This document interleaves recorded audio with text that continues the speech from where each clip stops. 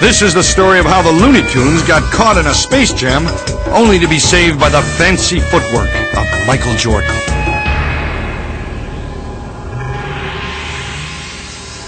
Somewhere, far in the farthest fringes of outer space, is a neon star.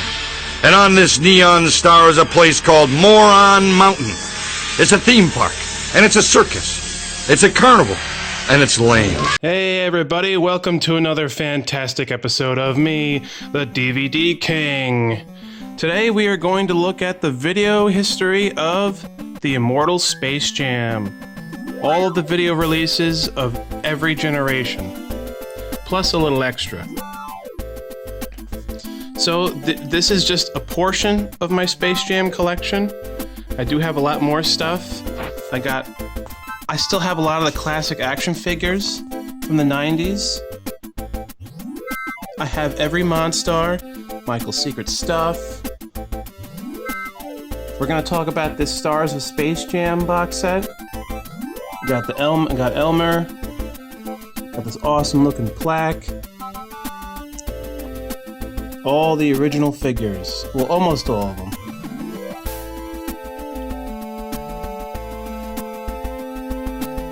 Very, very cool stuff. And that's something extra back there. I have my Toon Squad Michael Jordan. Giant figure. Got my Marvin the Martian. I know it's just a regular Marvin the Martian. I do have one where he's a referee as a toy. And that cybernetic basketball hoop is from the original Space Jam toy line. So, let's get loony and get right into it. Something pretty amusing about the cover for Daffy Duck. And by the way, Daffy Duck is one of my all-time favorites. I think he's amazing. About the cover is it's like people taking pictures of Daffy. So many pictures of him because he was a star of Space Jam, like the photographers, and it's driving them nuts. And I think that's a pretty nice touch. Over time, Taz became one of the biggest Looney Tunes superstars there is. And him and Marvin only got a couple of cartoons in the original Looney Tunes run. It's unfortunate because they would have had more if they kept continuing the original shorts, which I believe lasted from the late 30s all the way to 1969 or 67, something like that. So by the time it ended, Taz only got like 5 cartoons, I think. Something amusing about the cover is Taz is biting the thing when you film movies, that thing, because he was the star of Space Jam. And by the way, Taz really became a 90s icon for my generation.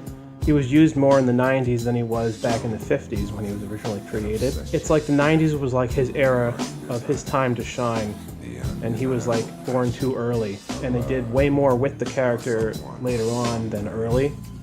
And I remember in the 90s, after Space Jam, they had a cartoon for Taz called Taz-mania, which used to air on Kids WB, which expanded the lore of Taz. And Taz also had a lot of video games back in the 90s. I also remember that as well. A lot of merchandise for Taz also came out during the 1990s.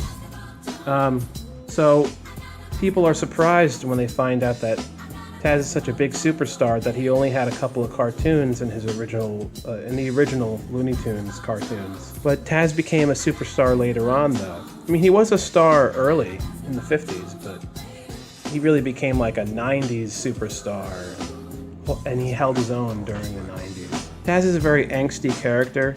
His attitude and spunk really fits the 90s more than the 50s. So he's really a character that, again, was far ahead of his time. He fits more with the 90s. So this collection includes, I think, the original 4 or 5 Taz cartoons that he was in, but it includes a 6th cartoon that isn't actually technically part of Taz's original cartoons. In the 60s, I believe, there was a Bugs Bunny Christmas special, and Taz pretended to be Santa Claus and he invaded the house. And that's the image of him down here. on top of the chimney. They basically clipped the segment of Taz being Santa Claus in the Bugs Bunny Christmas special, and they edited it basically and added the original opening and closing to a Looney Tunes cartoon, and basically edited it to make it fit and feel as if it was a original Taz cartoon. And they included on this set and pretended like it was an original Taz cartoon, but it is not. And it's really cool they did that because Taz was only in a couple of cartoons, so it was cool that they were trying their best to include anything and everything Taz could possibly be in for this set. Another thing I'd like to add is that really the film of Space Jam itself actually made Taz a star when it was released in 1996.